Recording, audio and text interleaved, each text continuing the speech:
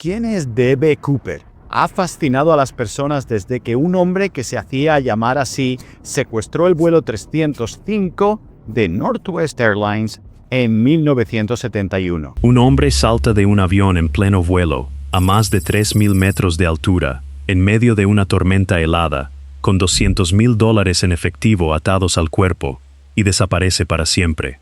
No hay cuerpo, no hay paracaídas, no hay huellas en la nieve. No hay un solo rastro que confirme si murió esa misma noche o si caminó tranquilamente hacia una nueva vida con una fortuna en la maleta. Durante 53 años, el FBI llamó a este caso el único secuestro aéreo sin resolver en la historia de Estados Unidos.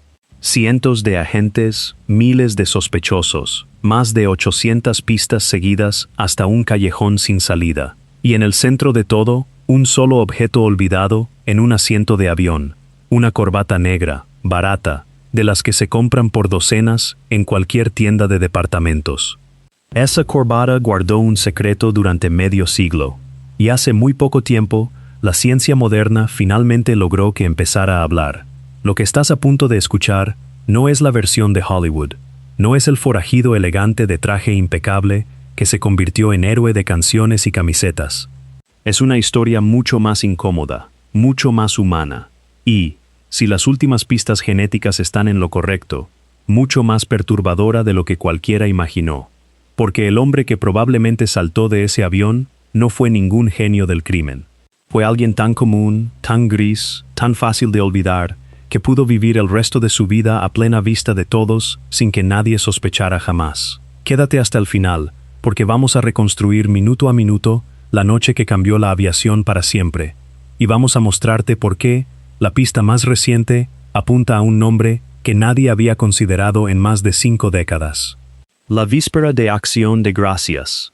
Era la tarde del 24 de noviembre de 1971, víspera de Acción de Gracias, uno de los días de mayor movimiento en los aeropuertos del país.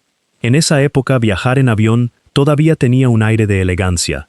No existían los detectores de metales ni las filas interminables de seguridad. Bastaba con comprar un boleto en efectivo y subir a bordo con una sonrisa. En el mostrador de Northwest Orient Airlines, en el Aeropuerto Internacional de Portland, un hombre de mediana edad pagó $20 en billetes por un vuelo corto hasta Seattle. Dio un nombre que resultaría ser falso: Dan Cooper. Quienes lo atendieron lo describirían después como alguien completamente normal. Estatura media, piel algo morena, cabello oscuro peinado hacia atrás, entradas pronunciadas en la frente, traje oscuro, camisa blanca, corbata negra de clip con un prendedor de nácar, maletín en mano. Nada en él llamaba la atención.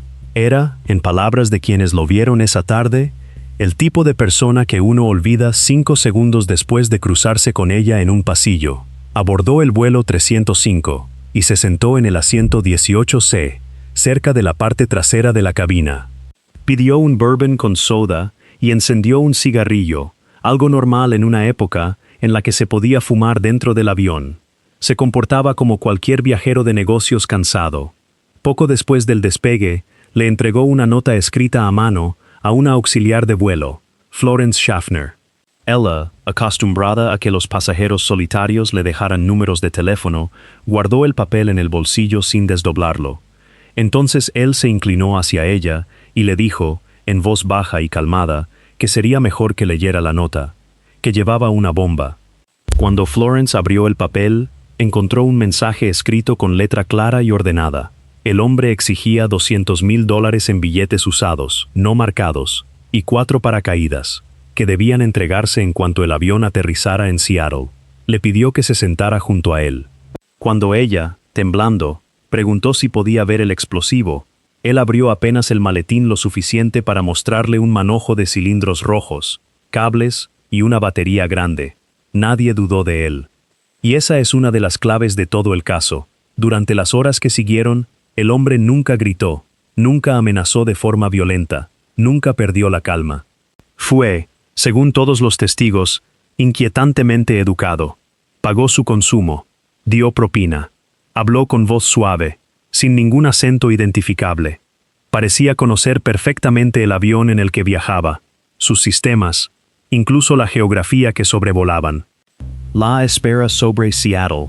Mientras las autoridades en tierra corrían para reunir el dinero exigido, el avión dio vueltas sobre Seattle durante casi 2 horas. El hombre del asiento 18C permanecía tranquilo, bebiendo su trago, observando las luces de la ciudad difuminarse detrás de la lluvia. En tierra, el FBI actuó con rapidez. Reunieron $200,000 en billetes de 10 y 20, pero antes de entregarlos, fotografiaron cada uno y registraron su número de serie en microfilm. Todos comenzaban con la misma letra, de la misma serie de la Reserva Federal. Era una fortuna marcada, lista para ser rastreada en cuanto alguien intentara gastarla. También reunieron 4 paracaídas, 2 principales y 2 de reserva, deliberadamente combinados para que el secuestrador no pudiera armar un equipo perfecto.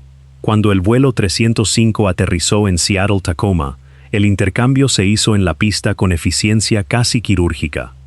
El dinero y los paracaídas subieron a bordo, y los 36 pasajeros bajaron sin la menor idea de lo ocurrido. Solo quedaron el piloto, el copiloto, el ingeniero de vuelo y una sobrecargo. Instrucciones precisas de un hombre que sabía volar. Lo que siguió reveló algo fundamental. No era un improvisado. Ordenó a la tripulación despegar rumbo a Ciudad de México con condiciones muy específicas. Altitud baja, no más de 3,000 metros. La velocidad más lenta posible sin entrar en pérdida. Tren de aterrizaje extendido. Flaps en posición concreta. Cabina sin presurizar.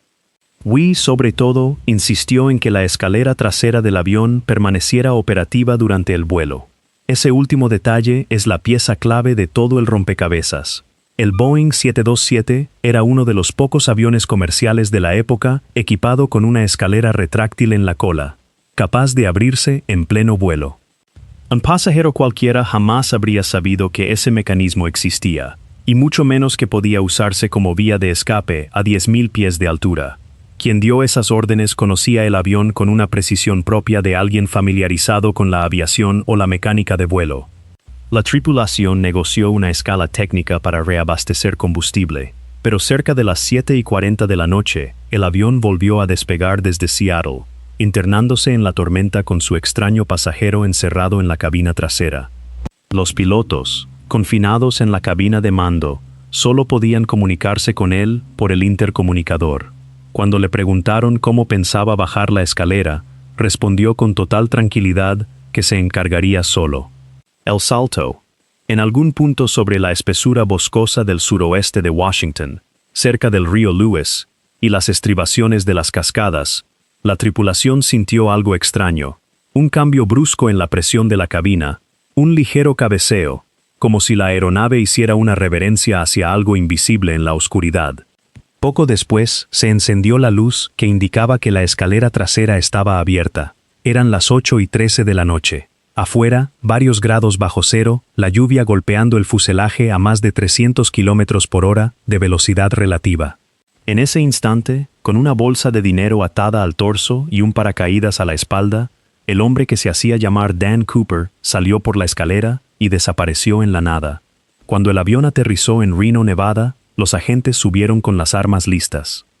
La cabina trasera estaba vacía, la escalera colgaba abierta, el maletín había desaparecido, y él, por supuesto, también. Solo quedaron 2 de los 4 paracaídas, algunas colillas de cigarrillo, unos cuantos cabellos sobre el respaldo del asiento, y, olvidada sobre el sillón, aquella corbata negra de clip con su prendedor de nácar.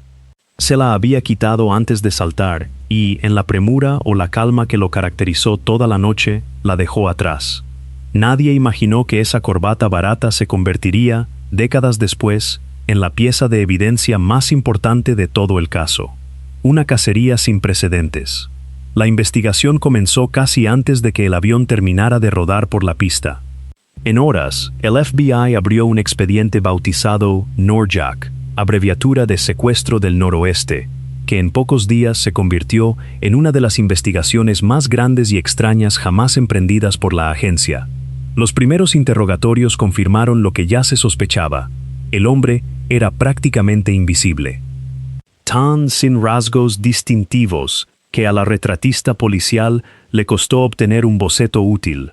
Piel morena, cabello oscuro, entradas en la frente, ojos color café, unos 45 años. Educado, sin acento reconocible. Un fantasma con traje de oficina. La primera hipótesis oficial fue que nadie podía haber sobrevivido al salto, y en teoría tenía sentido. Un hombre lanzándose desde 10.000 pies en plena tormenta invernal, con traje delgado y zapatos de vestir, sin casco, sin guantes, sin conocer el terreno que se abalanzaba hacia él en total oscuridad. Según algunas versiones, el paracaídas ni siquiera era direccional. El viento decidiría dónde caería. Debajo se extendía un territorio de bosques densos, ríos helados y barrancos capaces de tragarse un cuerpo para siempre. Los analistas del FBI concluyeron casi de inmediato que Cooper había muerto en el impacto o congelado poco después. No creían perseguir a un fugitivo, sino esperar a que el bosque devolviera un cadáver. Pero el bosque nunca devolvió nada. En los primeros 18 días se organizó una búsqueda terrestre de proporciones enormes. Soldados peinando el terreno, helicópteros sobre las copas de los árboles, aviones cruzando la zona calculada de caída, botes rastreando ríos y embalses. No encontraron absolutamente nada, ni un hilo, ni una moneda, como si el hombre jamás hubiera tocado el suelo. Cuando la ausencia se convirtió en leyenda, esa ausencia total de pistas se convirtió en el motor del mito. Si nunca apareció ningún resto, existía la posibilidad de que hubiera sobrevivido, y en algún lugar del país viviera un hombre que había logrado lo imposible: robar a una aerolínea sin lastimar a nadie y desvanecerse con una fortuna en el aire. En un país agotado por una década de asesinatos políticos, escándalos y una guerra impopular, esa historia resultó casi irresistible. No había disparado un arma, había sido educado, había dejado propina y había vencido al sistema con nervios de acero y el conocimiento preciso de un avión. Le compusieron canciones, le dedicaron cócteles. Un pueblo cercano celebra desde entonces un festival anual en su honor. El criminal se transformó en héroe popular, y el héroe popular en mito puro. Pero el FBI no trabajaba con mitos. Trabajaba con números de serie. El dinero que nunca apareció. El dinero estaba marcado. 10.000 billetes fotografiados, cada número registrado, distribuidos a bancos y comercios, con la promesa de una recompensa para quien detectara alguno. Bastaba con que un solo billete apareciera en cualquier transacción para que la pista condujera directamente al hombre que había saltado esa noche. Año tras año, esos billetes simplemente no aparecían. Ni un gasto sospechoso, ni una fortuna repentina, ni un tonto presumiendo dinero en un casino. Solo existían dos explicaciones. O Cooper había muerto y el dinero se pudría con él en el bosque, o se trataba de un hombre con una disciplina fuera de lo común, capaz de sentarse sobre una fortuna sin tocar un dólar, dejando que la pista se enfriara a propósito. El niño que encontró una fortuna podrida. 9 años después del secuestro, el dinero finalmente habló. En febrero de 1980, un niño de 8 años llamado Brian, de vacaciones con su familia junto al río Columbia, cavaba en la arena para preparar una fogata, cuando sus dedos tocaron algo enterrado a pocos centímetros de profundidad. Al excavar, sacó un paquete de billetes deteriorado, casi desintegrado, sujeto todavía por bandas de goma resecas. Su padre avisó a las autoridades, y cuando el FBI comparó los números de serie con el registro original, la sala quedó en silencio. Casi $6.000, todos coincidiendo con el dinero entregado esa noche de noviembre de 1971. Después de casi una década sin una sola prueba física, el caso finalmente tenía algo tangible. Pero el hallazgo, lejos de resolver el misterio, lo complicó más. El lugar, conocido como Tina Bar, quedaba a kilómetros de la zona de caída calculada. ¿Lo arrastró la corriente? ¿Lo enterró una draga? ¿Lo escondió el propio Cooper como señuelo? Los geólogos que examinaron las capas de sedimento no lograron ponerse de acuerdo. El hallazgo, que debía cerrar preguntas, abrió 3 nuevas, por cada una que respondía. Un desfile de sospechosos. A lo largo de los años, el FBI examinó más de 1.000 nombres, y el público aportó muchísimos más. Cada candidato llegaba con titulares llamativos y la promesa de una solución definitiva, y cada uno se disolvía tarde o temprano en la misma niebla que se había tragado a los anteriores. Richard Floyd McCoy, un ex Boina Verde, protagonizó un secuestro casi idéntico apenas 5 meses después, y fue capturado en días. Algunos pensaron que era la misma persona repitiendo la hazaña, pero la diferencia de edad resultaba imposible de ignorar. Cooper rondaba los 45, McCoy apenas los 30. Kenneth Christensen, ex paracaidista militar de una aerolínea, encajaba por su entrenamiento y su temperamento reservado. Su hermano aseguró que en su lecho de muerte insinuó un secreto que nunca reveló del todo.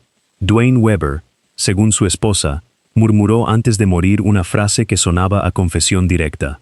En ningún caso apareció una sola prueba material que los vinculara al avión, solo parecido físico, rumor familiar y la fuerza casi gravitacional que este caso ejerce sobre hombres solitarios y sobre las familias que quedan intentando descifrar su silencio.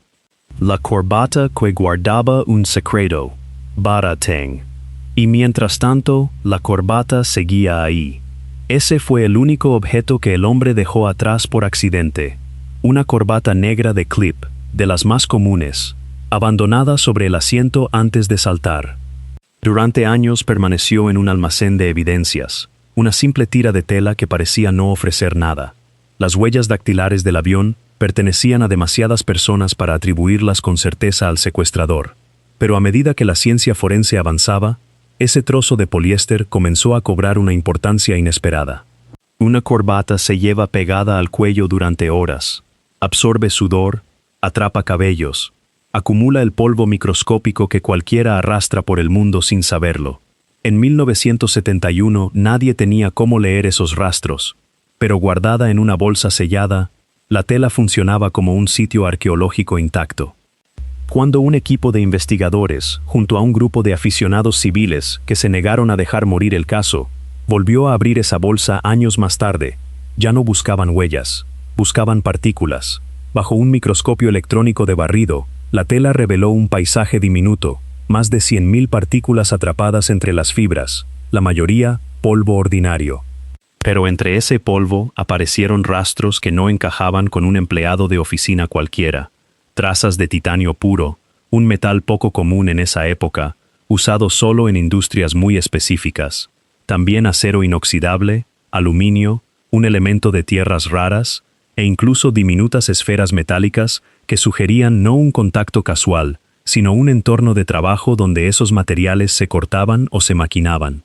En 1971, el titanio era el metal de la industria aeroespacial, de las fábricas donde se construía literalmente el futuro. Esas partículas sugerían que el hombre no había sido un empleado descontento improvisando, sino alguien que había trabajado o estado en contacto cercano con una industria de alta tecnología, quizás en una planta que fabricaba componentes para el mismo tipo de avión que decidió secuestrar. De pronto su inquietante competencia técnica cobraba sentido. Sabía exactamente qué avión exigir, cómo funcionaba la escalera trasera, cómo se comportaba la presurización a esa altitud. La corbata no había entregado un nombre, pero había entregado un mundo entero, una nueva generación de sospechas. Durante décadas, el perfil de Cooper osciló entre dos extremos, el aficionado desesperado que tuvo suerte o el paracaidista militar entrenado. Las partículas de titanio sugirieron una tercera figura, un hombre de la era aeroespacial, cómodo alrededor de los aviones, no porque hubiera saltado de ellos en combate, sino porque los había ayudado a construir.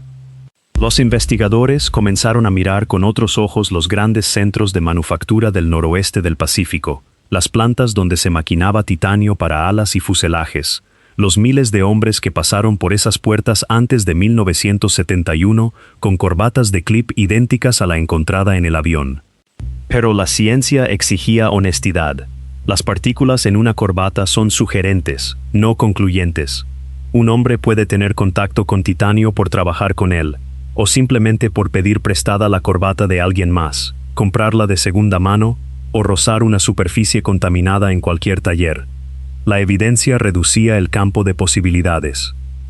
No cerraba el caso. Era una pista de calidad extraordinaria, pero seguía siendo eso, una pista, no un veredicto. La genética entra en escena. Entonces, un grupo de investigadores independientes se preguntó algo que hasta entonces parecía imposible. ¿Podría extraerse todavía una firma genética de una prenda manoseada durante más de medio siglo? Era una apuesta casi descabellada. La corbata había pasado por decenas de manos, agentes, técnicos, encargados de evidencia, todos los que alguna vez abrieron ese sobre. La contaminación no era un riesgo, era una certeza casi absoluta. Cualquier material genético recuperado sería una mezcla caótica de perfiles. Aún así, el equipo insistió, trabajando con laboratorios privados dispuestos a intentar algo que la agencia federal nunca había perseguido en público. Tomaron muestras del nudo y de los pliegues interiores, las zonas que habrían tocado el cuello de un hombre, pero probablemente no los dedos de un empleado de archivo. De esa tela lograron extraer un perfil parcial, degradado, incompleto, más un fantasma de huella genética que una huella completa. Ese fragmento se convirtió en el capítulo más extraño de la historia, porque logró algo que ninguna huella, ningún retrato hablado ni ninguna partícula de titanio había logrado antes. Le dio al público una herramienta de búsqueda real. La comunidad digital se pone a trabajar. Genealogistas aficionados, el mismo tipo de investigadores obsesivos que ha resuelto homicidios sin resolver comparando ADN con árboles genealógicos públicos, comenzaron a cruzar aquella frágil firma con registros familiares de varias generaciones. No buscaban directamente a Cooper, sino los ecos genéticos débiles que cualquier persona deja entre los descendientes de sus antepasados compartidos. En el otoño del 53º aniversario del caso, una de esas búsquedas arrojó algo que dejó inmóviles frente a la pantalla a más de un investigador aficionado. La firma no apuntaba hacia ningún paracaidista militar, ningún criminal de carrera, ninguno de los nombres célebres discutidos durante décadas. Apuntaba hacia una línea familiar arraigada en una modesta ciudad industrial, cerca de aquellas mismas plantas aeroespaciales que la corbata había señalado antes. Una línea que había producido a un tranquilo operario metalúrgico, activo justo en los años previos al secuestro, muerto décadas atrás sin que nadie lo sospechara jamás. No un genio criminal. Un hombre cuyos propios vecinos habrían tenido dificultades para recordar su rostro. La voz de la prudencia. Y aquí hay que hablar con total honestidad, porque este es exactamente el punto donde una historia así tiende a alejarse de la evidencia para perseguir el titular más llamativo. Un perfil genético parcial extraído de una prenda contaminada durante 50 años no es una confesión.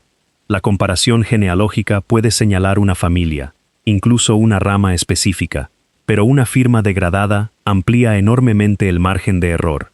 El hombre señalado no tiene forma alguna de responder a las acusaciones. Los propios investigadores que revisaron este trabajo lo calificaron, casi en la misma frase, de fascinante y profundamente no comprobado. Encaja con el titanio, con la geografía, con el perfil de un hombre familiarizado con los aviones, porque ayudó a construirlos. Pero que una historia encaje no es lo mismo que llenar una tumba con certeza absoluta, y quienes hicieron el trabajo fueron los primeros en reconocerlo. ¿Por qué tardó tanto en salir a la luz? ¿Por qué, si esto realmente es la verdad, permaneció enterrado tanto tiempo? La respuesta no tiene nada que ver con una conspiración. Es más simple, y en cierto modo, más triste. Permaneció oculto, porque el hombre era completamente ordinario. No dejó manifiesto, ni carta de despedida, ni fortuna visible que llamara la atención de nadie. La mayor parte del dinero jamás volvió a aparecer, salvo aquel paquete podrido que un niño desenterró por casualidad años después. Un hallazgo que generó más preguntas de las que resolvió. Un operario metalúrgico en un pueblo pequeño resulta invisible de una manera en que un héroe popular jamás podría serlo. La leyenda que el público construyó alrededor de Cooper era mucho más grande, mucho más emocionante, que el hombre sencillo hacia el que ahora apunta la evidencia. No lo perdimos de vista porque alguien lo escondiera. Lo perdimos de vista porque era exactamente el tipo de persona que un país hambriento de un forajido audaz jamás quiso que fuera la respuesta. Las dos posturas. Los escépticos tienen razón en mantenerse firmes. La corbata pudo haber pertenecido a cualquiera. El material genético es demasiado fragmentario para condenar en el tribunal de la historia a un hombre que ya no puede defenderse. Y las pistas genealógicas han fallado antes. dañando injustamente reputaciones inocentes. Recuerdan además que la agencia federal cerró la investigación activa hace años, no porque el caso estuviera resuelto, sino porque la pista se había enfriado lo suficiente como para abandonarla. Los que creen en esta nueva pista responden que ningún otro sospechoso, en 53 años, había alineado tantos indicios independientes a la vez: la metalurgia, la geografía, el perfil, la línea familiar, todos apuntando en la misma dirección, como brújulas que finalmente coinciden en un mismo norte. Ambos bandos discuten de buena fe. Ambos observan la misma evidencia frágil y ven a un hombre distinto. Lo que sí sabemos con certeza, lo que sí podemos afirmar es esto: las partículas son reales, examinadas bajo microscopios reales por científicos que publicaron sus hallazgos. El perfil genético parcial es real, y el método genealógico detrás de él ha resuelto genuinamente otros casos sin resolver. La teoría del hombre de la industria aeroespacial es hoy más sólida que nunca. No está probada, pero ya no es la idea marginal que alguna vez fue. El retrato que emerge ya no es el del fantasma elegante de la leyenda popular, sino algo más extraño y humano. Un hombre de la era aeroespacial, cómodo entre aviones porque los construía, que subió a un Boeing una tarde lluviosa de 1971, tomó lo que quería, y regresó a una vida tan ordinaria que el mundo pasó medio siglo mirando hacia otro lado. Tal vez esa sea la verdadera razón por la que el misterio ha perdurado tanto. No porque Cooper fuera demasiado inteligente para ser atrapado, sino porque la verdad resultó demasiado pequeña para que quisiéramos creerla. Queríamos un gigante. La evidencia, una y otra vez, nos entrega a un hombre común. Cierre y reflexión. El caso, honestamente, sigue sin cerrarse. La corbata continúa esperando en su sobre. El perfil parcial sigue guardado en una base de datos. Y en algún lugar, entre las ramas de un árbol genealógico que nadie ha terminado de recorrer, podría existir un descendiente vivo cuya simple muestra de saliva convierta una teoría fascinante en historia definitivamente resuelta. Hasta que llegue ese día, la escalera trasera del avión sigue congelada, a medio caer sobre el bosque negro de Washington, y el hombre que la bajó aquella noche sigue donde ha estado siempre, apenas fuera de nuestro alcance, escondido a plena vista. Te dejo la pregunta abierta. Si la respuesta final resulta ser un operario metalúrgico olvidado y no un genio del crimen, eso hace el misterio más pequeño o más inquietante, al demostrar que alguien tan ordinario pudo desaparecer por completo. Cuéntame en los comentarios quién crees tú que bajó por esa escalera aquella noche de 1971, y si una simple corbata puede, tras 53 años, ponerle por fin un nombre a un fantasma. Y si esta historia te atrapó de principio a fin, dale like, compártela con alguien que ame los misterios sin resolver. Y sobre todo, suscríbete a Wise, porque el próximo caso que vamos a abrir tiene un giro final que absolutamente nadie vio venir.